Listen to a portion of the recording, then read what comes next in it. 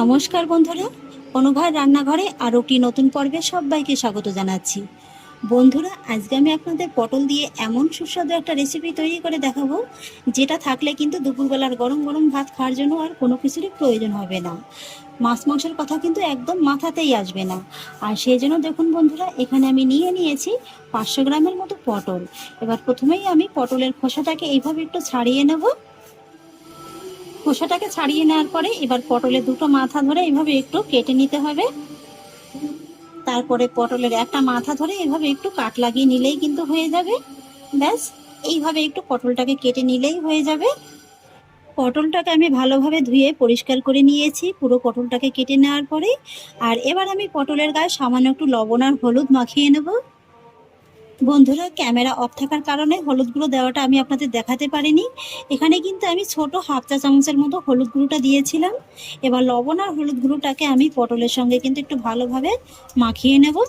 আর বন্ধুরা, আমাদের এখানে পাড়াতে অষ্টম প্রহর নামযজ্ঞ হচ্ছে, তাই কিন্তু মাইকে আপনারা নাম সংকীর্তনের আওয়াজটা পাচ্ছেন। ব্যাস, পটলের গায়ে লবণ আর হলুদটাকে আমি খুব ভালোভাবে মাখিয়ে নিয়েছি। আর এবার আমি এই পটলটাকে 5 মিনিটের মতো এইভাবে একটু রেখে দেবো। আর এই 5 মিনিটের ফাঁকে চলুন রেসিপির জন্য বাকি কাজগুলো সেরে নিই।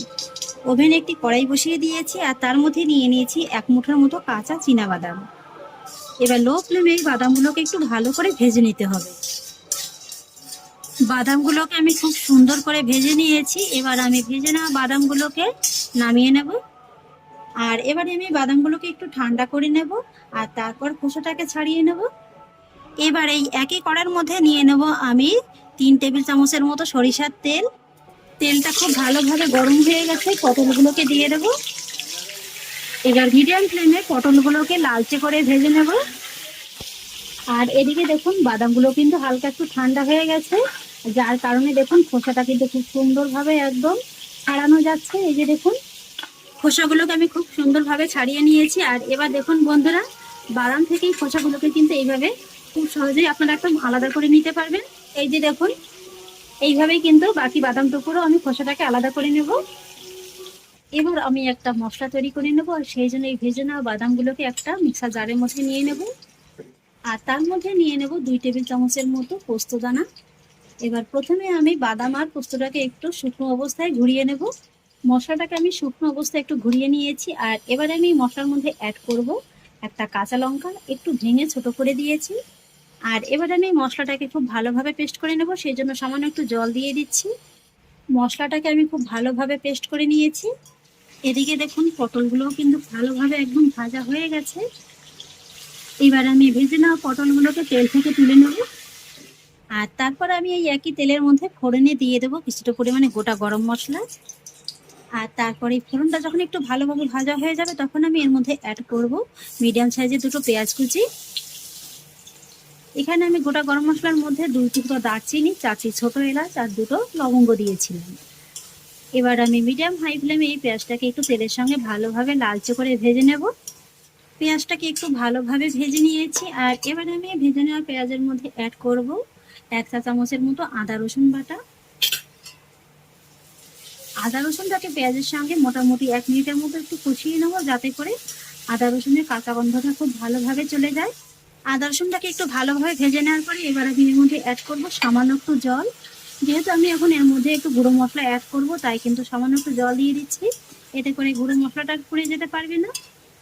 আর গুঁড়ো মশলার মধ্যে প্রথমেই দিয়ে দিচ্ছি হাফ চা চামচের মতো হলুদ গুঁড়ো, 1 চা চামচ জিরে গুঁড়ো, 1 চা চামচ ধনে গুঁড়ো, 1 চা চামচ লাল লঙ্কার গুঁড়ো, আর দিচ্ছি সুন্দর একটা রঙের জন্য 1 চা চামচের মতো কাশ্মীরি লঙ্কার গুঁড়ো। আর সেই সঙ্গে দিয়ে দিচ্ছি হাফ চা চামচের মতো কসুরি মেথি। এটা যদি আপনাদের হাতের কাছে থাকে তাহলে দেবেন। ব্যাস, এবার এই সমস্ত গুঁড়ো মশলাগুলোকে একটু ভালোভাবে নেড়েচেড়ে মিশিয়ে নিয়ে কষিয়ে নিতে হবে।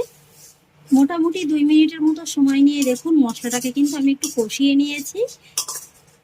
আর এবার আমি এর মধ্যে অ্যাড করব ছোট সাইজের একটা পাকা টমেটো পেস্ট। এই টমেটো পিউরিটাকেও কিন্তু একবার মশলার সঙ্গে ভালোভাবে মিশিয়ে নিয়ে ওই মোটামুটি 1 থেকে 1.5 মিনিটের মতো একটু কষিয়ে নিতে হবে। বন্ধুরা, যে কোনো রান্নায় মশলাটা আপনারা যত ভালোভাবে কষিয়ে নিতে পারবেন, রান্নার স্বাদটা কিন্তু ততটাই বেড়ে যাবে। টমেটো পিউরিটাকেও কিন্তু আমি একটু ভালোভাবে কষিয়ে নিয়েছি। আর এই যে দেখুন, তেলটা কিন্তু খুব সুন্দরভাবে একদম রিলিজ হতে শুরু করে দিয়েছে। দেখুন কত সুন্দরভাবে তেলটা একদম ছাড়তে শুরু করে দিয়েছে। এতক্ষণ কিন্তু আমি মশলাটাকে মিডিয়াম ফ্লেমে কষিয়ে নিয়েছি। আর এবার কিন্তু আমি গ্যাসের ফ্লেমটাকে একেবারে লো করে দেব।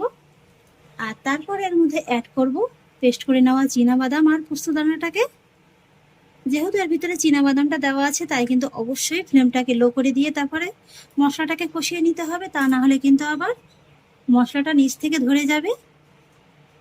এবার আমি এই চীনাবাদাম আর পোস্তদানাটাকেও কিন্তু এই মশলার সঙ্গে মোটামুটি 3 থেকে 4 মিনিটের মতো একটু কষিয়ে নেব। এই যে বন্ধুরা, ফাইনালি কিন্তু পুরো মশলাটাকে আমার খুব ভালোভাবে কষিয়ে নেওয়া হয়ে গেছে। আর দেখে নিশ্চয়ই বুঝতে পারছেন যে মশলাটাকে ঠিক আমি কতটা ভালোভাবে কষিয়ে নিয়েছি। এই যে দেখুন, তেলটা কিন্তু একদম খুব ভালোভাবে রিলিজ হয়ে গেছে। আর এই মশলার মধ্যে দেখুন খুব সুন্দরভাবে কিন্তু একটা দানা দানা ভাব চলে এসছে। এইভাবেই কিন্তু মশলাটাকে একদম ভালোভাবে কষিয়ে নিতে হবে। আর এবারে এই কষিয়ে নেওয়া মশলার মধ্যে অ্যাড করতে হবে ভেজে নেওয়া পটলগুলো। মশলার সঙ্গে পটলগুলোকে মোটামুটি 1 থেকে 1.5 মিনিটের মতো একটু কষিয়ে নিতে হবে। এতে করে মশলাটা কিন্তু পটলের মধ্যে খুব ভালোভাবে একদম ঢুকে যাবে। বন্ধুরা, আপনারা তো বাড়িতে সব সময় যে কোনো রান্না একদম হালকা পাতলা ঝোলঝাল খেয়ে থাকেন। তো এইভাবে একবার বাড়ির যে কোনো সবজি দিয়ে রসে বসে কষিয়ে রান্না করে খেয়ে দেখতে পারেন। বিশেষ করে পটলের এই রেসিপিটা খেতে কিন্তু জাস্ট অসাধারণ লাগে। এতে করে কি হবে, আপনাদের খেতেও যেমন ভালো লাগবে আর মুখের রুচিরও কিন্তু বদল হবে। এই যে দেখুন, কথা বলতে বলতে কিন্তু মশলার সঙ্গে পটলটাকে আমি মোটামুটি 2 মিনিটের মতো একটু কষিয়ে নিয়েছি। আর এবার আমি কষিয়ে নেওয়া পটলের মধ্যে দিয়ে দেবো এই মোটামুটি 1 থেকে 1.5 কাপের মতো জল। গ্রেভিটা কিন্তু খুব বেশি পাতলা হবে না, সেই বুঝেই আপনারা জলটা অ্যাড করবেন। জলটাকে পটলের সঙ্গে একটু ভালোভাবে মিশিয়ে নেব। গ্রেভির সঙ্গে পটলটাকে আমি খুব ভালোভাবে মিশিয়ে নিয়েছি। আর এবার আমি পটলের মধ্যে অ্যাড করব স্বাদ অনুযায়ী লবণ। লবণটাকে একটু ভালোভাবে মিশিয়ে নেব। আর তারপর মিডিয়াম লো ফ্লেমে ঢাকা চাপা দিয়ে পটলটাকে আমি রান্না করে নেব মোটামুটি 5 থেকে 7 মিনিটের মতো সময় নিয়ে। মোটামুটি 8 থেকে 10 মিনিট বাদে ফিরে এলাম। এই তো দেখুন বন্ধুরা, পটলটা কিন্তু আমার খুব সুন্দরভাবে রান্না করা হয়ে গেছে। দেখে নিশ্চয়ই বুঝতে পারছেন যে এটা কতটা লোভনীয় হয়েছে। এবার আমি এই পটলের মধ্যে অ্যাড করব সামান্য কয়েক দানার মতো একটু চিনি। তবে আপনাদের যদি চিনিটা বারণ থাকে কিংবা অপছন্দ করেন, তাহলে কিন্তু চিনিটাকে পুরোপুরি স্কিপ করে যেতে পারেন। আর তারপরে সবশেষে অ্যাড করব ছোট 1 চা চামচের মতো গরম মশলা গুঁড়ো। ভালোভাবে গরম মশলা গুঁড়োটাকে মিশিয়ে নেব। ব্যাস বন্ধুরা, তৈরি হয়ে গেল পোস্ত আর বাদাম দিয়ে পটলের অসাধারণ একটা রেসিপি। দুপুরবেলার গরম গরম ভাত কিন্তু খাওয়ার জন্য আর কোনো চিন্তাই করতে হবে না।